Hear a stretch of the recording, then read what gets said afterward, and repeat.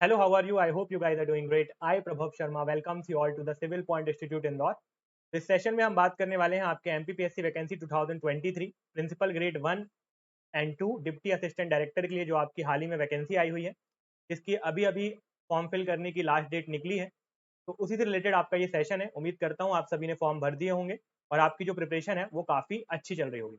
इस सेशन में हम बात करेंगे कि किस तरीके से आप इसके जो सिविल इंजीनियरिंग वाला पार्ट है उसको प्रिपेयर कर सकते हो और यहाँ से पूरे के पूरे मार्क्स अटेन कर सकते हो। बेसिकली ये जो एग्जामिनेशन है उसमें एक पार्ट आपका सिविल इंजीनियरिंग भी है, तो हम आज के सेशन में कंप्लीट एनालिसिस करेंगे कि किस तरीके से यहाँ से आप पूरे के पूरे क्वेश्चंस जो हैं वो बना सकते हैं।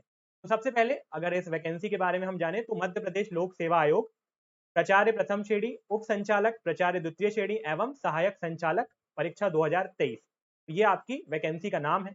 अब हमारा जो मेनली यहाँ पर कंसर्न है वो है किस तरीके से सिविल इंजीनियरिंग को हम प्रिपेयर करना है। थोड़ा सा हम एग्जामिनेशन के बारे में जानने की कोशिश करते हैं। तो बेसिकली यहाँ पर जो आपका एग्जामिनेशन है वो टोटल 450 मार्क्स का होने वाला है और लास्ट में जो 50 मार्क्स हैं वो आपके इंटरव्यू पे होने वाले हैं।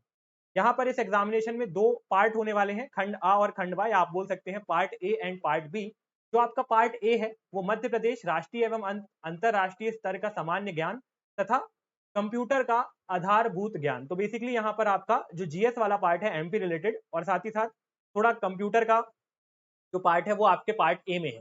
देन अगर हम पार्ट बी की बात करें तो यहाँ पर आपके जो अलग अलग इंजीनियरिंग होती हैं, कौशल विकास और व्यावसायिक परीक्षण, ये आपका पार्ट बी है। तो इस पार्ट बी के अंदर ही आपका सिविल इंजीनियरिंग भी आता है। तो बेसिकली अगर आप देखेंगे तो टोटल यहाँ पर जो आपके मार्क्स हैं 150 प्लस 300 प्लस आपका 50, यानी 500 मार्क्स का टोटल आपका यहाँ पर पेपर है और यहाँ पर आपको 3 घंटे मिलेंगे। टोटल नंबर ऑफ क्वेश्चंस की अगर हम बात करें तो यहाँ पर आपके 150 क्वेश्चंस होंगे जो आप रिटन एग्जामिनेशन में देंगे। अगर एक क्वेश्चन अगर आप सही करते हो तो उसके लिए आपको 3 मार्क्स मिलेंगे और अगर आपका कोई भी क्वेश्चन गलत होता है तो उसके लिए 1 मार्क जो है वो डिडक्ट कर दिया जाएगा। दैट मीन्स नेगेटिव मार्किंग भी है। तो काफी अच्छी ग्रेड पे और काफी अच्छी जॉब भी है ये। तो बात करते हैं हम सिविल इंजीनियरिंग के बारे में, किस तरीके से हमारी अप्रोच होना चाहिए और कैसे हमें सिविल इंजीनियरिंग को तैयार करना है। तो ये पूरे पॉइंट्स मैं आपके लिए लेकर आया हूँ। सबसे पहले आपको करना है अच्छे से सिलेबस एनालिसिस, क्योंकि यहाँ पर अगर आप देखेंगे सिलेबस को तो थोड़ा सा सिलेबस सिविल इंजीनियरिंग की पर्सपेक्टिव में अगर हम बात करते हैं थोड़ा सा टिपिकल है सिलेबस। देन आपका जो कंटेंट होना चाहिए जो आप पढ़ रहे हैं काफी स्ट्रक्चर्ड होना चाहिए और अकॉर्डिंग टू सिलेबस ही होना चाहिए, क्योंकि यहाँ पर आपको बहुत सारी चीजें पढ़नी है। टोटल यहाँ पर 10 पार्ट आपके पार्ट 10 टॉपिक मतलब 10 आपके वेरियस सब टॉपिक्स हैं पार्ट बी में, और पार्ट ए में भी आपको अच्छा खासा एमपीजी के और कंप्यूटर के बारे में पढ़ना है। तो अब इस पार्ट बी में भी सिविल इंजीनियरिंग आपका 10 सब टॉपिक में से एक टॉपिक है। तो अगर आप अपना जो कंटेंट है उसको प्रिसाइज नहीं रखेंगे, अगर आप लिमिटेड नहीं पढ़ेंगे तो कभी भी टाइम पर आप सिलेबस यहाँ से कंप्लीट नहीं कर पाएंगे। तो सबसे पहला हमारा जो मेन फोकस या कंसर्न रहेगा वो सिलेबस अच्छे से हम समझ लें, उसको अच्छे से एनालाइज करें और कौन कौन से पॉइंट कौन कौन से टॉपिक्स हमें पढ़ना है वो पहले हम जानेंगे। उसके बाद हमारा जो कंटेंट होना चाहिए काफी स्ट्रक्चर्ड होना चाहिए, क्योंकि अभी हम सिलेबस में जब डिस्कशन करेंगे तो आप देखोगे कि जो सिलेबस है वो बहुत टिपिकल है। बेसिकली कुछ कुछ आपके बड़े बड़े सब्जेक्ट्स में तो छोटे छोटे पार्ट्स निकाल कर दे दिए हैं, तो उसको अच्छे से हमें एनालाइज करना पड़ेगा। थोड़ी बहुत हमको आसपास की चीजें उसकी भी समझनी पड़ेंगी। देन आपका थर्ड पॉइंट आ जाता है कि आपको पीवाईक्यूज लगाने हैं। अब बेसिकली ये जो एग्जामिनेशन है ये बहुत ही लिमिटेड अभी तक हुआ है ना, और जहां पर भी हुआ है तो वहां पर सिविल इंजीनियरिंग तो और भी नहीं पूछी गई है। तो इसलिए इस एग्जामिनेशन में क्वेश्चन का लेवल प्रिडिक्ट करना थोड़ा सा मुश्किल हो जाता है। तो इसके लिए हमें क्या करना पड़ेगा, जितने भी आपके एग्जामिनेशन होते हैं टेक्निकल जहां पर सिविल इंजीनियरिंग पूछी जाती है और वो पर्टिकुलर टॉपिक्स पूछे जाते हैं जो आपके सिलेबस पर मेंशन है, उन टॉपिक से रिलेटेड हमको हमारी तैयारी करनी पड़ेगी। उन सबका एनालिसिस करके हमको कंप्लीट सेट्स ऑफ क्वेश्चन की प्रैक्टिस करनी पड़ेगी ताकि हम यहाँ से पूरे क्वेश्चन सही कर पाए। देन आपका नेक्स्ट टॉपिक होता है कि आपको शॉर्ट नोट्स बनाने हैं। जैसे ही आपने कोई कंटेंट पढ़ा उसके आपने क्वेश्चन सॉल्व किए, साथ ही साथ आपको शॉर्ट नोट्स भी बना लेने हैं। देन आपको शॉर्ट नोट्स की मदद से रिवीजन करना है। जितने ज्यादा आप क्वेश्चन प्रैक्टिस करेंगे उतना अच्छा आपका, और जितना ज्यादा आप टेस्ट देंगे उतना अच्छा रहेगा आपके लिए। देन आता है आपका एनालिसिस ऑफ मिस्टेक्स। तो लास्ट टॉपिक जो है आपका वो है लास्ट पॉइंट जो है, जो भी आप गलतियां कर रहे हैं उनको आप एक जगह नोट करिए और उन गलतियों को बेहतर करने की कोशिश करिए। हम डिटेल में सारी चीजें डिस्कस करेंगे। सबसे पहले अगर मैं सिलेबस की बात करता हूँ तो यहाँ पर आपका जो सिलेबस है सबसे पहला टॉपिक है आपका surveying instrument and their uses, various civil engineering survey. तो इसको डिकोड करना सिलेबस को बहुत जरूरी हो जाता है यहाँ पर। तो यहाँ पर जब हम बात कर रहे हैं surveying instrument and there uses के बारे में, तो यहाँ पर आपकी कंप्लीट सर्वेइंग जो होती है वो आ जाती है। ठीक है, क्योंकि जो भी हमारी सर्वेइंग में हम पढ़ते हैं वो अलग अलग इंस्ट्रूमेंट, चाहे आपका टैकोमीटर हो, चाहे आपकी लेवलिंग हो, चाहे आपका चेन हो, चाहे आपका टेप हो, ठीक है, चाहे आपका कंपास हो, तो ये आपके अलग अलग इंस्ट्रूमेंट्स होते हैं जिनकी मदद से आप अलग अलग जो सर्वेइंग है वो परफॉर्म करते हैं। तो बेसिकली यहाँ पर सारी चीजें आ जाएंगी। देन टॉपिक है आपका बिल्डिंग बाय लॉस, ठीक है, ये टॉपिक है आपका बिल्डिंग बाय लॉस। कुछ टॉपिक को मैं देखिएगा मैं क्या कर रहा हूँ, मार्क कर रहा हूँ, तो ध्यान रखेंगे। Then properties test on construction material like brick, cement, coarse aggregate and steel reinforcement. तो यहाँ पर आपको जो क्वेश्चन सॉल्व करने हैं वो properties and test related question solve करने हैं जो आपके अलग अलग कंस्ट्रक्शन मटेरियल्स होते हैं। देन आपका units of measurement, fluid properties, ठीक है, और type of fluid and flow measurement, ये आपका फ्लूइड मैकेनिक्स का पार्ट है सिविल इंजीनियरिंग के रिस्पेक्ट में। देन आपका कंस्ट्रक्शन मैनेजमेंट टेक्निक्स लाइक आपका bar chart, milestone, network, CPM part. Then हम बात करते हैं तो construction equipment, notice inviting tender, administrative approval, technical sanction and specification. Then आपका test and water and waste water, environment protection act, sources of air pollution, national clean air programme, types of dam and canal, rainfall measurement, safe bearing capacity of soil, method of building estimate, forms used in PWD. तो जो भी आप highlighted topics मेरे देख रहे हैं, है ना, ये थोड़े से डिफरेंट हैं क्योंकि बिल्डिंग बाय लॉस आपके वेरियस एग्जामिनेशन में, अगर आप एसएससी जेई की बात करें या आप गेट की बात करें, ईएससी की बात करें या कोई भी आप एग्जामिनेशन की बात करें, तो बहुत लिमिटेड एग्जामिनेशन में ये टॉपिक पूछा जाता है। इसी तरीके से अगर मैं बात करता हूं आपका सीपीएम पार्ट, तो ये भी काफी लिमिटेड एग्जामिनेशन में पूछा जाता है। नोटिस इनवाइटिंग टेंडर, तो ये एक बहुत ऐसा टॉपिक है जो किसी भी एग्जामिनेशन में नहीं पूछा जाता है। एडमिनिस्ट्रेटिव अप्रूवल, टेक्निकल सैंक्शन, तो ये चीजें जो हैं वो किसी भी एग्जामिनेशन में नहीं पूछी जाती हैं, है ना। अगर आप एस्टिमेशन भी देखेंगे तो इन टॉपिक से क्वेश्चन बहुत लिमिटेड बनते हैं। National clean air programme, environment protection act, forms used in PWD, तो ये सारे ऐसे टॉपिक्स हैं, अगर आपने सिविल इंजीनियरिंग की तैयारी की भी होगी तो मोस्ट प्रॉब्ली ये सारे टॉपिक्स आपने नहीं पढ़े होंगे क्योंकि जो वेरियस एग्जामिनेशन होते हैं जिनकी हम तैयारी करते हैं उनमें ये टॉपिक्स नहीं पूछा जाता है। तो अब इसका सॉल्यूशन क्या है? इसका सॉल्यूशन है डिटेल एनालिसिस।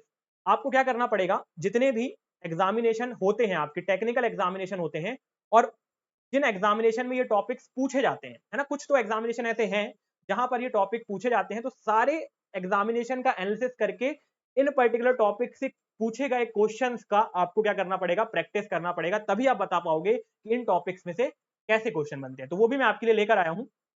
ये आपके जितने भी एई एग्जामिनेशन होते हैं ऑल ओवर द इंडिया, सारे एई एग्जामिनेशन यहाँ पर मेंशन है, चाहे हम पीएससी की बात करें, यूपीएससी एई की बात करें, यूपी पीसीएल एई की बात करें, आसाम पीएससी की बात करें, पीपीएससी पॉलिटेक्निक लेक्चरार की बात करें, या फिर हम बीएचईएल लेक्चरार की बात करें, पीपीएससी एई की बात करें, डीएमआरसी की बात करें, तो ऐसे अलग अलग एग्जामिनेशन। तो टोटल यहाँ पर अगर आप एई एग्जामिनेशन की बात करते हैं तो ये आपके पास 201 पेपर का सॉल्यूशन आपको एनालाइज करना पड़ेगा, है ना। ये जो अलग अलग एग्जामिनेशन है इनको सबको आपको एनालाइज करना पड़ेगा और इन टॉपिक्स के क्वेश्चन निकालने पड़ेंगे। इसके बाद आप जेई एग्जामिनेशन की तरफ आगे बढ़ेंगे क्योंकि यह जो आपका पेपर है, ये जो एग्जामिनेशन है वो टेक्निकल एग्जामिनेशन है, तो रेफरेंस भी हमें टेक्निकल एग्जाम का लेना पड़ेगा। तो हम यहाँ पर एई और जेई का रेफरेंस लेना हमारे लिए सेफ रहेगा क्योंकि ईएससी और गेट थोड़ा सा लेवल हमारे लिए यहाँ पर ज्यादा हो जाएगा, ठीक है, क्योंकि अलग अलग वेरियस एक्सपेक्ट्स इंजीनियरिंग के पूछे जा रहे हैं यहाँ पर, तो उतना हाई लेवल पे जाना संभव नहीं होगा। तो बेसिकली क्योंकि सब लोग अलग अलग ब्रांचेस से भी हैं, तो जेई और एई तक का लेवल सफिशियंट होगा यहाँ पर। फिर हम ऐसी जेई एग्जामिनेशन, आपके जो वेरियस जेई एग्जामिनेशन अभी तक हुए हैं आप उनका एनालिसिस कर सकते हैं। तो कुल मिलाकर आपको 400-500 ये भी एग्जामिनेशन देखने को मिलेंगे।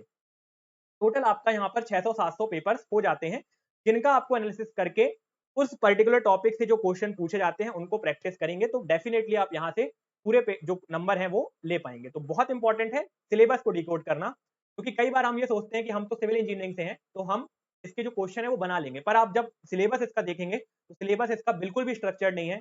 हर एक टॉपिक जो है वो सिंपल एक एक टॉपिक उठा के दे दिया गया है। जैसे एसबीसी की मैं बात करता हूँ, safe bearing capacity of soil की जब हम बात करते हैं, तो ये एक सिंपल एक टॉपिक है, पूरे सॉइल मैकेनिक्स के अंदर का सिर्फ एक टॉपिक है। मेथड ऑफ एस्टिमेट, एस्टिमेशन का एक टॉपिक है। यूनिट डिफरेंट फ्लूइड प्रॉपर्टीज, ये भी एक टॉपिक है फ्लूइड मैकेनिक्स का। फ्लो मेजरमेंट, अब फ्लो मेजरमेंट भी एनालाइज करना मुश्किल हो जाता है क्योंकि यहाँ पर आपका डायनेमिक्स भी आ जाता है, जहां पर हम एप्लीकेशन ऑफ फिर हमारी बर्नौली थ्योरम वगैरह जाती है, बर्नौली थ्योरम आ जाती है, तो ये सारी चीजें यहाँ पर रिलेट हो पाएंगी, तो वो भी आपको पढ़ना पड़ेगा। फिर आपके टाइप्स ऑफ फ्लूइड, ये भी एक टॉपिक है। तो ऐसे आप देखेंगे तो आपको सिर्फ टॉपिक टॉपिक को उठाकर, पर्टिकुलर सब्जेक्ट्स में से कुछ टॉपिक्स को उठाकर आपका सिलेबस बना दिया गया है, ठीक है। तो बेसिकली इसलिए यहाँ पर अगर आप दिख नहीं रहा हो आपको, तो यहाँ पर लिखा हुआ है आपका फॉर्म्स यूज्ड इन पीडब्ल्यूडी, ठीक है।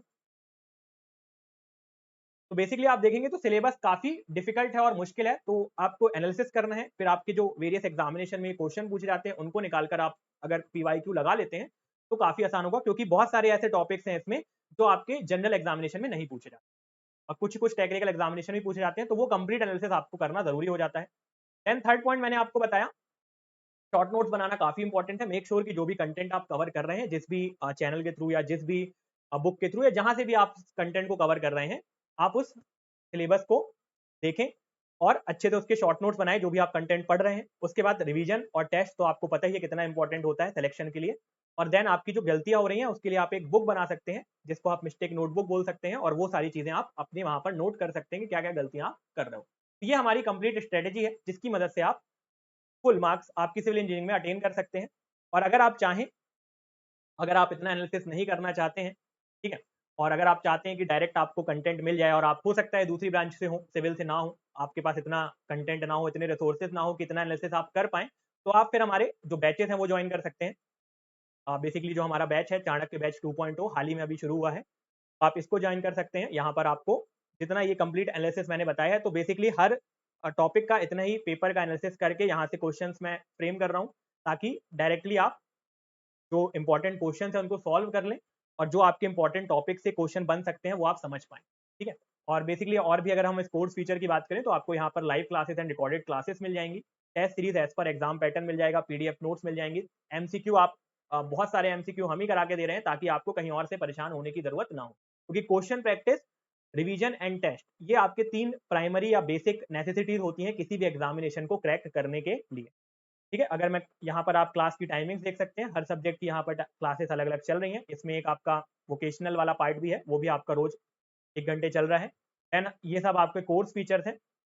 अगर आपको कोई भी क्वेरी, आप डेमो वगैरह चेक करने चाहते हैं तो भी आप वो चेक कर सकते हैं। आपको प्लेलिस्ट मिल जाएगी यूट्यूब पे, आप चाहें तो ये एप्लीकेशन डाउनलोड कर सकते हैं, उसके अंदर आप जाकर इस बैच के थ्रू जो भी डेमो वगैरह हैं वो देख सकते हैं।